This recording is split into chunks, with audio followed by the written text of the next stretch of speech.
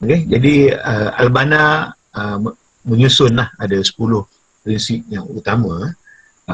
Ini bagus jugalah, mungkin hari ni kita bincang tajuk kita fokus pada dakwah kan. Yang pertama, dalam kita nak berdakwah ni, prinsip yang pertama Al-Banna sebut ialah menjaga perpaduan ummah. Menjaga perpaduan ummah. Kita tak nak kita jadi orang pecah belah. Kita tak nak kita jadi orang pecah belah.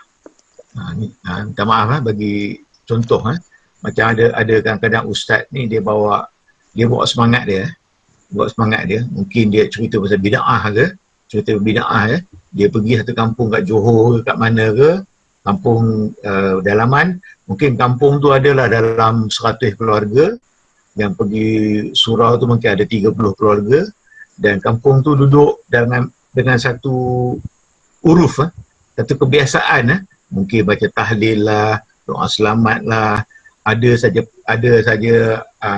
dia orang perlu satu, dia buat solat hajat lah, ada nak pergi Mekah ke apa ke, buat kenuri lah, buat berjanji lah dan sebagainya. Jadi kampung tu dia terikat dengan satu tradisi. Kan? Datang seorang ustaz ni, dia bid'ah habis semua. Jadi bila ustaz tu balik, dapat habuan dia, tapi apa yang berlaku? Yang ditinggal di belakangnya adalah perpecahan. Kan? Mula surau disarahkan, mungkin imam masjid dipersalahkan, mungkin ada orang nak boikot imam masjid sebab imam masjid panggil penceramah ni cakap keras pula, bukan cakap lembut-lembut, dia kata semua salah je, tak bagi jalan keluar langsung dan pelbagai lagi. Jadi dakwah kita ni, ini sebagai contoh saja, minta maaf, dakwah kita ni janganlah menjurus kepada perpecahan. Kita nak mengislah, dakwah kita nak mengislah, kan? Tapi dalam nak mengislah ni utamakan perpaduan. Sebab itu Al-Banna berpesan, janganlah anda tidak bersetuju untuk bersatu kerana anda akan gagal dan hilang pedoman tanpanya. Jadi kita ni jalan untuk penyatuan ni, itu kerja kita lah. Dalam dakwah ni ialah untuk mencari titik untuk penyatuan umat. Itu yang pertama. Yang kedua, kata Al-Banna ialah kita perlu ada persetujuan tentang perkara-perkara yang asas. Perkara-perkara asas. Menurut Al-Banna, contoh benda asas, syahadah. Kan? Jadi kalau benda tu pun kita tak setuju, kan? Macam mana akidah Islam yang jelas pun kita tak setuju, jadi benda tu maka dia tak boleh jadi titik untuk penyatuan kita lah. Yang ketiga ialah dakwah kita ni dari segi akhlak, mengandaikan yang pertama yang ialah anda yang mungkin salah, bukan orang lain. Jadi kadang-kadang dalam berinteraksi dengan masyarakat ni, kadang-kadang kita jangan hanya duk tengok kita yang betul, orang lain salah. Kita kumpulan yang suci, orang lain kumpulan yang rosak. Kan? Jadi kadang-kadang kita kena mengandaikan kemungkinan kita salah. Supaya itu lahir jiwa kita yang lebih terbuka. Yang keempat, kata Al-Banna sini ialah kita kena ada adabul ikhtilaf. Kena pelihara adab dalam berselisih pendapat. Kadang-kadang hujah dan pelbagai hujah, kita ada hujah, orang lain pada hujah juga, kan? Tapi kita nak kena ada adab lah, jangan sebabkan kita selisih pendapat, akhirnya kita putuskan dakwah kita, ataupun kita enggan meneruskan dakwah kita, ataupun mungkin kita bermusuh, lebih teruk lagi, kan?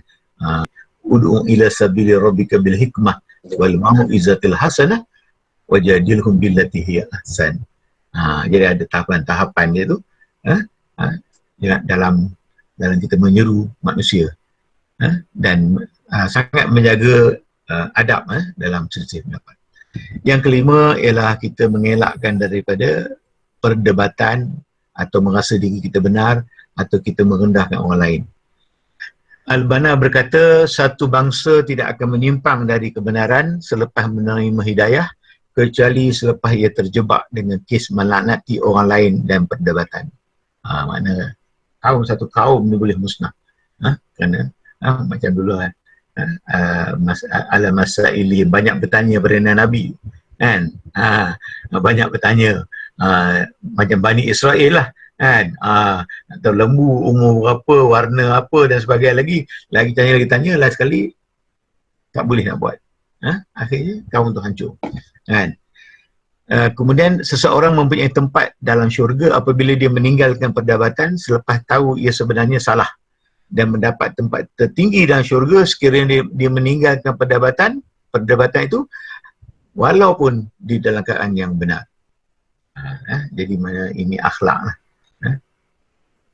Yang keenam ialah kemungkinan ada pelbagai jawapan yang betul. Jadi kita ni kan rigid, kita fikir kita betul. Sebab tu kita bantai orang, sebab kita rasa semua orang salah. Memang macam niat kita betul lah, kita tak, niat saya nak betulkan awak. Tapi apakah tak ada ruang dalam pemikiran kita, kemungkinan ada juga pandangan yang berbeza. Ada juga dalil dan hujah. Yang ketujuh ialah ini yang konsep dan prinsip ikhwan, nata'awun ala ma tafaqna fi, iaitu kita berta'awun, bekerjasama dalam perkara yang kita sepakati. Wa na'zuru, dan kita berlapang dada tentang perkara yang kita ikhtilaf, yang kita minta untuk diuzurkan, wa ana tak setuju. Contoh gitu kan. Jadi mana tak apa, kita lapang dada. Tak apa, yang tak setuju tak apa. Bila kita ada benda yang kita setuju dan kita sepakati, maknanya dah jumpa satu titik persamaan. Cuma ada juga titik-titik yang perbezaan. Raikan dulu. Sebab benda yang mengikat dah ada. Lama-lama ikatan dia tu akan bertambah. Sabarlah. Dakwah ni kena sabarlah. Tak boleh kata kena ikut juga hari ni juga. Masa ni juga.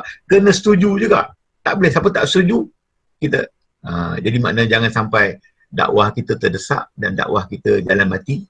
Dan dakwah kita ni macam putus. Tali tu tarik, putus. Lepas tu siapa nak sambung?